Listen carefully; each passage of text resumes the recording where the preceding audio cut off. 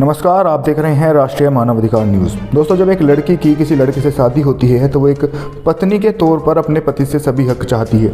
लेकिन आज की ये कहानी ऐसी है जहां एक औरत को अपने पति से पत्नी कहलाने के लिए भी लड़ाई लड़नी पड़ रही है। कहानी है अमेठी के राजघराने के संजय सिंह की और उनकी पत्नी गरिमा सिंह की। कहानी की शुरुआत 48 साल पहले होती है। 14 जनवरी सन 1974 को संजय सिंह की मांडा राजघराने के सदस्य और पूर्व प्रधानमंत्री वीपी सिंह की भतीजी से शादी होती है।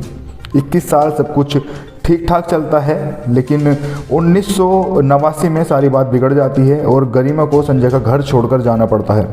वजह थी अमिता कुलकर्णी नाम की एक खिलाड़ी।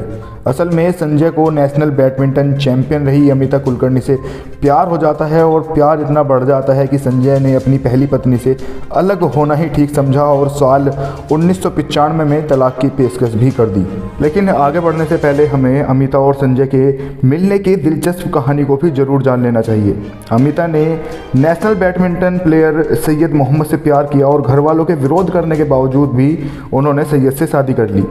आपको बता दें कि सैयद का अमेठी के राजघराने से गहरा संबंध था। पारिवारिक कार्यक्रमों में आना जाना लगा रहता था। शादी के बाद भी सैयद संजय के घर अपनी पत्नी के साथ आते जाते रहते। दोनों परिवारों के बीच रिश्ता गहराता गया, नज़दीकियाँ बढ़ती गई। लेकिन कब संजय और अमिता एक दूसरे के इतने करीब आ गए, इसकी जानकारी किसी को नहीं लगी। लेकिन जब दोनों तरफ पति पत्नी के बीच आपसी झगड़े शुरू हुए तो इस बात की खबर मीडिया तक पहुंचने लगी थी। लेकिन कहानी में मोड़ जब आता है जब 28 जुलाई 1988 को लखनऊ के एक मैदान से बैडमिंटन की प्रैक्टिस करके घर लौटते सैयद की गोली मार के कोई हत्या कर देता है।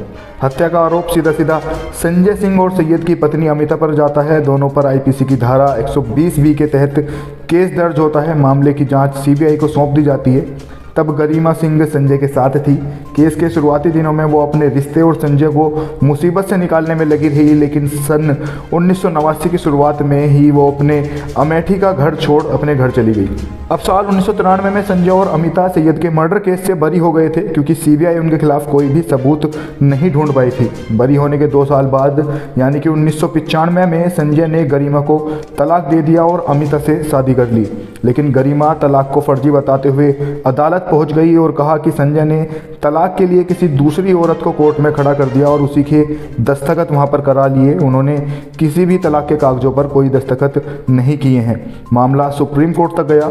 1998 में कोर्ट ने तलाक को अवैध बता दिया और साल 2013 में इलाहाबाद हाई कोर्ट ने संजय और गरिमा के तलाक को पूरी तरीके से रद्द कर दिया। अमिता से उनकी शादी को भी अमान्य घोषित कर दिया गया। आपको बता दें कि सन 1989 के बाद 2013 तक गरिमा कहाँ रही ये किसी को नहीं पता।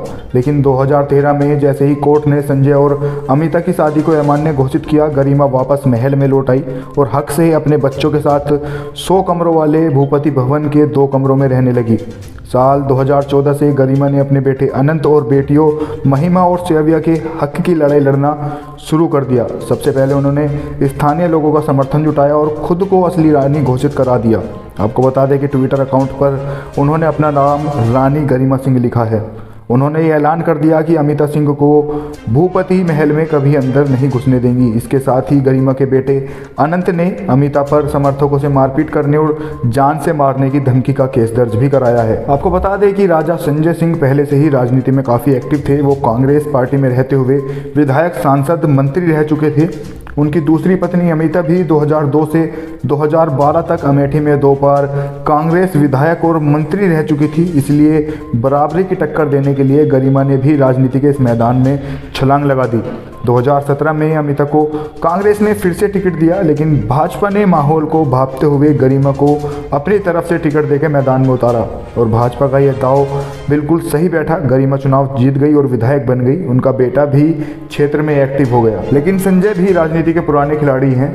सन 2019 में कांग्रेस से राज्यसभा सांसद संजय सिंह और उनकी दूसरी पत्नी अमिता ने भी दल बदल लिया। दोनों भाजपा में शामिल हो गए। सन 2022 में अब टिकट बंटने की बारी आई तो गरिमा अपने लिए टिकट मांगने पहुंची और संजय सिंह अपनी दूसरी पत्नी के लिए टिकट मांगने पहुंचे। लेकिन भाजपा ने दोनों ही पत्नियों के टिकट काटकर संजय को टिकट दे दिया। जब संजय सिंह ने पर्चा भरा तो एफिडेविट में गरिमा का नाम ही गायब था। संजय की पत्नी के कॉलम में अमिता का नाम लिखा था। गरिमा के लिए दोहरा झटका था। अब वो फिर से अदालत में पहुंची हैं अपने हक की लड़ाई लड़ने। आप इस बारे में क्या कहना चाहेंगे नीचे कमेंट बॉक्स में लिख के जरूर बताएं। आज की वीडियो में इतना ही। अगर वीडियो पसंद आई है तो वीडियो को लाइक करें, अपने दोस्तों के साथ शेयर करें। चैनल पे नए हैं तो चैनल को सब्सक्राइब करके बेल आइकन को प्रेस जरूर कर लें इसी तरीके की वीडियोस आगे देखने के लिए। मिलते हैं अगली वीडियो में, जब तक के लिए जय हिंद, जय भारत।